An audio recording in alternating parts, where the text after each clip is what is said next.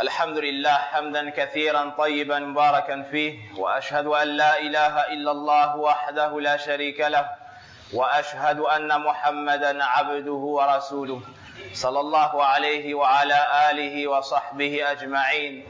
أما بعد، اعلموا رحمني الله وإياكم أن من الآيات العظيمة النافعة للعبد التفكر في آيات الله سبحانه وتعالى والتأمل في ذلك، فإن ذلك يزيد الإيمان ويقوي اليقين ويعظم الصلة برب العالمين. قال سبحانه وتعالى في كتاب الكريم: إن في خلق السماوات والأرض واختلاف الليل والنهار لآيات لأولي الألباب الذين يذكرون الله قياما وقعودا وعلى جنوبهم ويتفكرون في خلق السماوات والأرض ربنا ما خلقت هذا باطلا سبحانك فقنا عذاب النار. ومن الآية العظيمة في هذا الكون التي تدعو إلى التفكر تنوع الفصل أو تنوع الفصول، وهي الربيع والصيف، الخريف والشتاء. وها قد دخلنا قبل قليل في فصل الشتاء نستريح فيه من شدة حرارة الشمس، ومن نعيم الله سبحانه وتعالى علينا أن يأتي الشتاء تدرجا لا دفعة واحدة، إذ لو كان الأمر كذلك لتضرر بهذا الأبدان والأرض. عباد الله، آيات عظيمة تكثر في الشتاء كالرعد والبرق والصواعق والمطر. قال سبحانه وتعالى في كتاب الكريم: ويرسل الصواعق فيصيب بها من يشاء وهم يجادلون في الله وهو شديد المحال. عن ابن عباس رضي الله عنه قال: أقبل يهود إلى رسول الله صلى الله عليه وسلم فقال: يا أبا القاسم، إن نسألك عن 5 أشياء، فإن أنبأتنا بهن عرفنا أنك نبي واتبعناك. فأخذ عليهم ما أخذ إسرائيل على بنيه، إذ قالوا الله على ما نقول وكيل. قالوا: أخبرنا ما هذا الرعد؟ قال: ملك. الرعد ملك من ملائكة الله عز وجل، موكل بالسحاب، بيده أو في يده مخراق من نار يزجر به السحاب يسوقه حيث أمر الله. قالوا: فما هذا الصوت الذي يسمع؟ قال: صوته. قالوا: صدقت، الحديث. أخرجه أحمد وصححه العلامة أحمد شاكر. يقول الله تبارك وتعالى أيضا: ألم ترى أن الله يزجي سحابا ثم يؤلف بينه ثم يجعله ركاما فترى الودق يخرج من خلاله وينزل من السماء من جبال فيها من برد فيصيب به من يشاء ويصرفه عن من يشاء يكاد سنا برقه يذهب بالأبصار يقلب الله الليل والنهار إن في ذلك لعبرة لأولي الأبصار. عباد الله، هذا البرد الشديد في هذا الفصل الشتاء يذكرنا بنار جهنم وزمهريرها.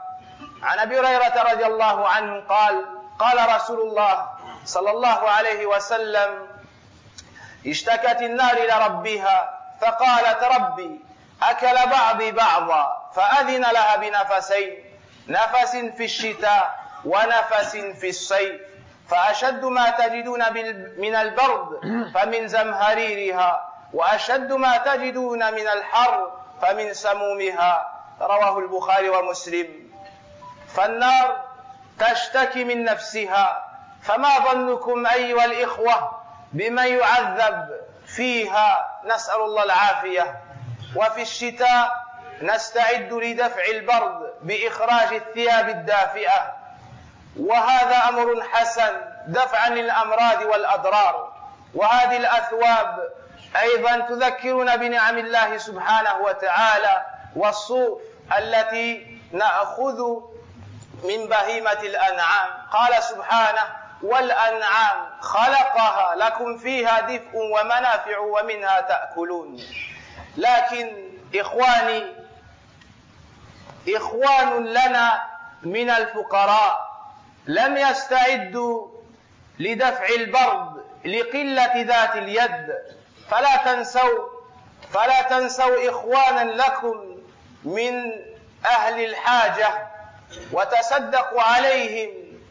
قال النبي صلى الله عليه وسلم: اتق النار ولو بشق تمرة. تصدقوا عليهم ولو بشيء يسير، وقد يكون عندهم الشيء هذا عظيم، وعند الله الثواب الجزيل. أما من ناحية التعبد، الشتاء بشرة عظيمة للمطيعين المتقين الذين يحبون الله ويخافونه ويرجون ما عنده من الثواب الجزيل، لما فيه من تيسير العبادات، وبالأخص الصوم وقيام الليل. عن أبي سعيد قال النبي صلى الله عليه وسلم: الشتاء ربيع المؤمن.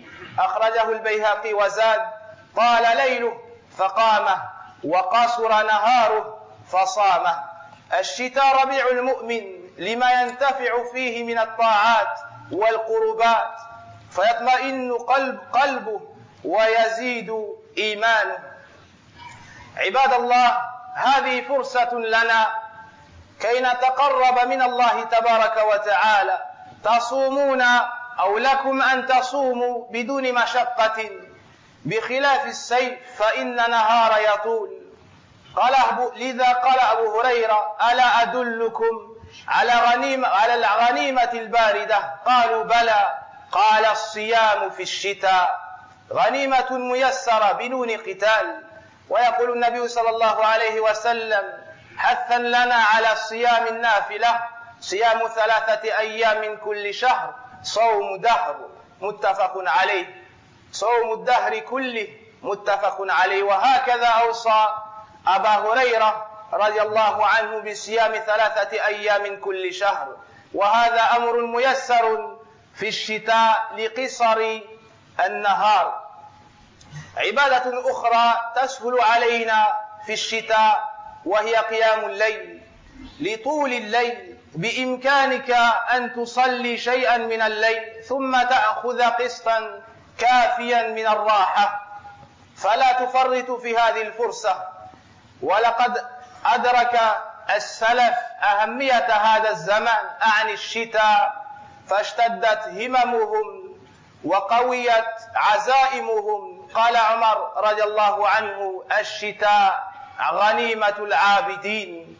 وفي الشتاء أمر نذكر به إخواننا، وهو من تيسير الله سبحانه وتعالى علينا: المس على الخفين. المس على الخفين تيسير من الله سبحانه وتعالى لنا، لكن له شروط. يشترط في هذا أن يكون العبد قد لبسهما على طهارة. ثانيا أن يستر محل الفرض أي القدم والكعبين، وأن يكون المسح عند الحدث الأصغر، ويكون في مدة المقدرة شرعا: يوم وليلة للمقيم، و3 أيام ولياليها للمسافر. وأسأل الله سبحانه وتعالى أن يجعلنا من المجتهدين في هذا الفصل وفي طول السنة، والحمد لله.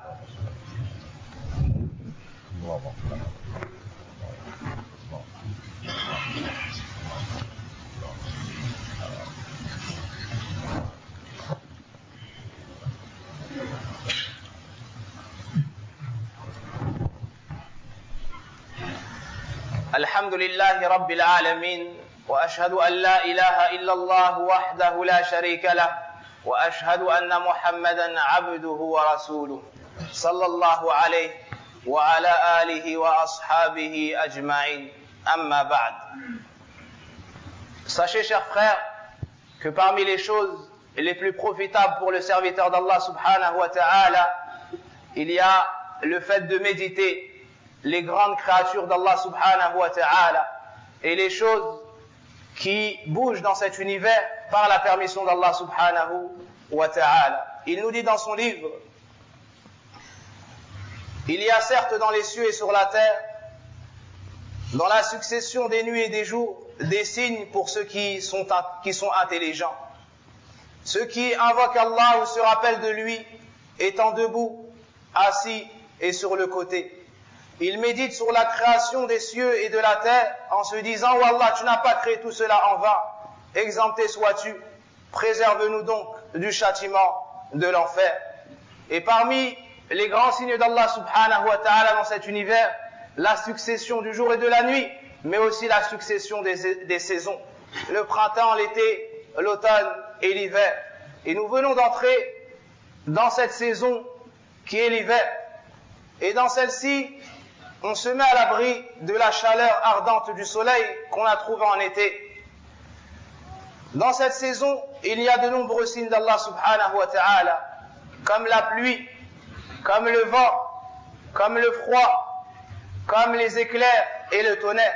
Tout cela font partie des signes d'Allah tabaraka wa ta'ala qui nous appellent à méditer sur sa force, sur sa puissance, sur son immensité, subhanahu wa ta'ala, et qu'il est donc le seul à mériter entièrement toute l'adoration. Il nous dit dans son livre qu'il fait descendre la foudre sur qui il le veut et épargne qui il le veut. Ou bien il nous dit qu'il fait descendre la foudre sur qui il le veut. Ibn Abbas radiallahu anhu nous informe dans un hadith que Ar-Ra'd, comme cela a été cité dans la sourate qui porte ce même nom, est le nom d'un ange. Ar-Ra'd, qu'on traduirait par le tonnerre, est le nom d'un ange qui a un outil dans la main de feu, et il dirige les nuages où Allah subhanahu wa ta'ala lui ordonne afin de faire tomber la pluie où Allah tabaraka wa ta'ala leur a ordonné. Et il nous informe que le son qu'on entend est le son de sa voix. Donc ceci est un signe immense qu'Allah subhanahu wa ta'ala nous donne afin qu'on se souvienne de lui. Dans un autre verset, Allah subhanahu wa ta'ala nous parle d'autres signes en nous disant: n'as-tu pas vu qu'Allah pousse les nuages, ensuite il les réduit et il en fait un amas, et tu vois la pluie sortir de son sein et il fait descendre du ciel de la grêle provenant des nuages, comparable à des montagnes. Il en frappe qui il veut et il les écarte, cela de qui il veut. Peu s'en faut que l'éclat de son éclair ne ravisse la vue. Allah fait alterner le jour et la nuit, ou bien la nuit et le jour. Il y a là un sujet de réflexion pour ceux qui ont des yeux. Dans ces versets, Allah subhanahu wa ta'ala nous appelle à méditer sur ces signes et tirer profit de ces merveilleuses créatures. Dans cette saison, il y a un froid intense qui touche chacun d'entre nous. Et cela doit nous appeler à méditer sur l'enfer. Cela doit nous appeler à avoir peur du feu de l'enfer et rechercher protection près d'Allah tabaraka wa ta'ala. Ceci, chers frères, car le prophète sallallahu alayhi wa sallam nous dit dans un hadith authentique que l'enfer s'est plaint auprès d'Allah subhanahu wa ta'ala d'elle-même en disant: oh Allah, mes parties se consument les unes les autres. Oh Allah, mes parties se consument les unes les autres. C'est-à-dire devant la chaleur ardente de celle-ci. Alors Allah Azza wa Jal lui a accordé deux souffles. Un souffle en hiver et un souffle en été. Donc, lorsqu'il y a un froid intense, cela provient d'un des souffles de l'enfer. Et lorsqu'il y a une grande canicule, cela nous provient de l'autre souffle de l'enfer. Si l'enfer s'est plaint de ses propres parties, que dire alors de celui qui devra y entrer afin d'y être châtié? Qu'Allah nous préserve du châtiment de l'enfer. Et qui pourrait patienter en temps de canicule et en temps de grand froid, en temps de froid glacial dans ce bas monde? Que dire alors de celui qui aura supporté le fait d'être châtié dans le feu de l'enfer? Durant cette saison, il nous faut nous préparer afin de ne pas tomber malade et afin de repousser de nous toute nuisance. Et cela en sortant les vêtements pour l'hiver, les vêtements qui tiennent chaud. Et cela est une bonne chose. Mais n'oubliez pas que vous avez des frères et que vous avez des sœurs qui, de par la pauvreté qu'ils subissent, n'ont pas les moyens de s'acheter un nouveau manteau ou d'acheter des vêtements pour leurs enfants qui leur tiendront chaud. Alors rappelez-vous de ces gens qui sont dans le besoin parmi vos frères et vos sœurs, afin de dépenser de ce qu'Allah subhanahu wa ta'ala vous a facilité. Et rappelez-vous de la parole où le prophète sallallahu alayhi wa sallam nous dit: préservez-vous du feu de l'enfer, ne serait-ce qu'en donnant en aumône la moitié d'une date. Préservez-vous du feu de l'enfer, ne serait-ce qu'en donnant en aumône la moitié d'une date. Il nous faut donc nous rappeler des gens qui sont dans le besoin et ne pas faire cela que durant Ramadan, que durant le mois de Ramadan. On voit une grande générosité de la part de nombreux musulmans durant le mois de Ramadan, mais nos frères sont dans le besoin, que ce soit le mois de Ramadan ou en dehors du mois de Ramadan. Donc ne les oubliez pas. Hafidakumullahu ta'ala. Le prophète sallallahu alayhi wa sallam nous dit que l'hiver est le printemps du croyant. Et dans une autre version, les nuits sont longues, alors il peut prier, et les jours sont courts, alors il peut jeûner. Cette saison est un bienfait pour le croyant, car il peut accomplir de nombreuses adorations sans grande difficulté, contrairement à la saison de l'été, dans lequel les jours sont longs et les nuits sont courtes. Ici, dans le mois de l'hiver, tu remarqueras que les jours sont très courts, alors la personne peut jeûner sans ressentir la faim ni la soif, et les nuits sont longues, donc il peut prier ce qu'Allah Azza wa Jalla lui aura facilité, et en plus de cela, avoir le temps nécessaire pour se reposer après ça. Le prophète sallallahu alayhi wa sallam nous encourage dans de nombreux textes à jeûner des jeûnes surrogatoires. Il nous dit par exemple, celui qui jeûne 3 jours par mois aura la récompense d'avoir jeûné toute sa vie. Pourquoi cela? Car chaque jour de jeûne te sera multiplié par 10. Chaque bonne action est multipliée par 10. Donc c'est comme si tu avais jeûné tout le mois. Et si tu fais ça chaque mois, c'est comme si tu avais jeûné toute ta vie, toute l'année, donc toute ta vie.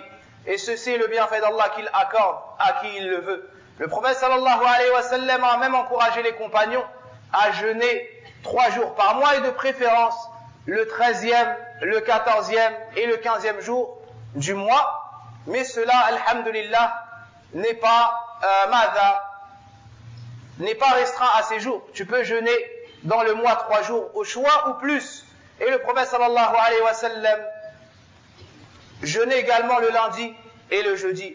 Donc celui qui a la capacité de faire cela, qu'il sache qu'il a une grande récompense auprès d'Allah subhanahu wa ta'ala.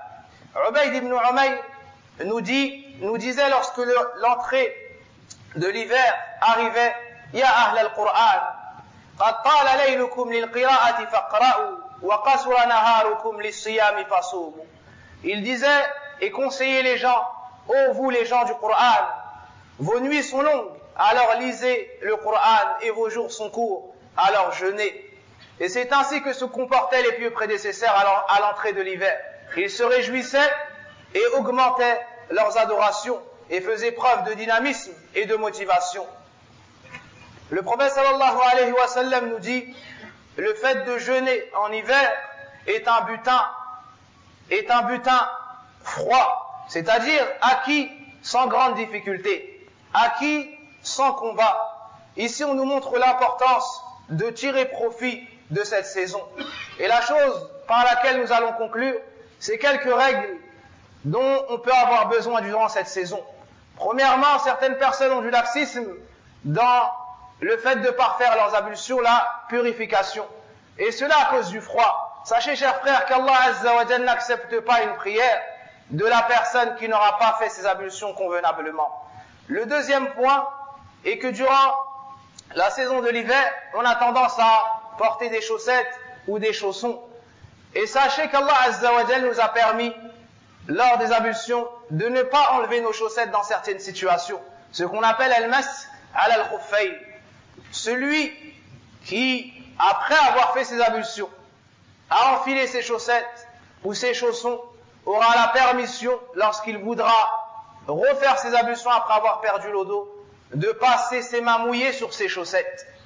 Non pas sous ses chaussettes, mais au-dessus, sur la partie supérieure du pied. Celui qui veut faire cela doit savoir qu'il y a des conditions.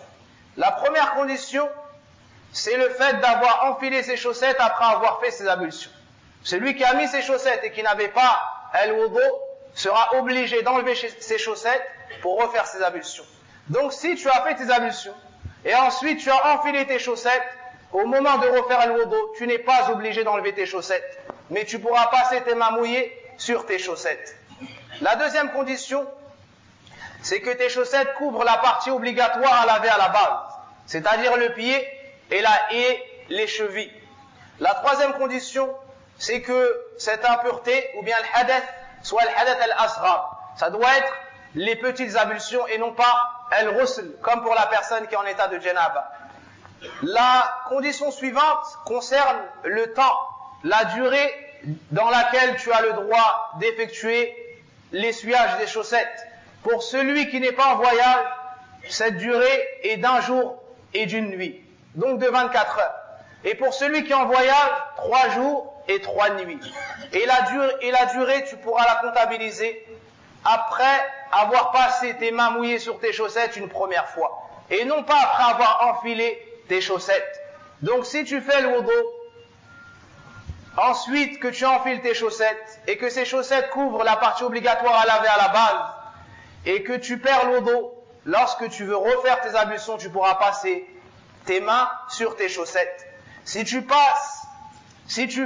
as mis tes chaussettes aujourd'hui à midi et que tu perds le wudu à 14 heures, mais que tu refais le wudu à l'heure du asr, en passant tes mains mouillées à l'heure du asr sur tes chaussettes, tu auras jusqu'au lendemain à salat al-asr pour passer sur tes chaussettes. Et le dernier point, al-jama' 'inda al-matar. Sachez qu'Allah Azza wa Jal nous a permis de réunir entre les prières lors de la tombée de la pluie, afin qu'il n'y ait pas de difficulté pour les croyants. Donc s'il y a de la pluie à l'heure du dhahr ou bien à l'heure du asr, nous avons la permission et nous mettrons en pratique cette sunna. Nous unirons donc entre le dhahr et le asr, que ce soit à l'heure du dhahr ou que ce soit à l'heure du asr. Et de la même façon pour al-maghrib et al-isha. S'il pleut à l'heure du maghrib, alors on unira entre la prière du maghrib et la prière du isha. Et alhamdulillahi rabbil alamin, il y a 2 jours, un de nos chers pères est venu nous voir pour nous informer que sa fille allait subir une lourde opération. Cette opération a eu lieu hier ou avant-hier. Elle a duré 5 heures et alhamdulillah, contrairement à ce qu'avaient dit les médecins, qu'il n'y avait aucune chance, Allah tabaraka wa ta'ala, celui qui décide de ce qu'il veut, a décidé qu'il en sera autrement, et la fille de notre cher père a pu vivre, et alhamdulillahi rabbil alamin. فنسأل الله تبارك وتعالى أن يمن عليها بالشفاء الكاملة وأن يطول عمرها على الإيمان وعلى السنة كما أسأل تبارك وتعالى أن يحفظنا على الإسلام قائمين. اللهم يا حي يا قيوم برحمتك نستغيث أصلح شأننا كله ولا تكلنا إلى أنفسنا طرفة عين. اللهم ربنا آتنا في الدنيا حسنة وفي الآخرة حسنة وقنا عذاب النار واشف مرضانا ومرضى المسلمين وصل اللهم وبارك على نبينا محمد وعلى آله وصحبه أجمعين. سبحانك اللهم وبحمدك أشهد أن لا إله إلا أنت أستغفرك وأتوب إليك.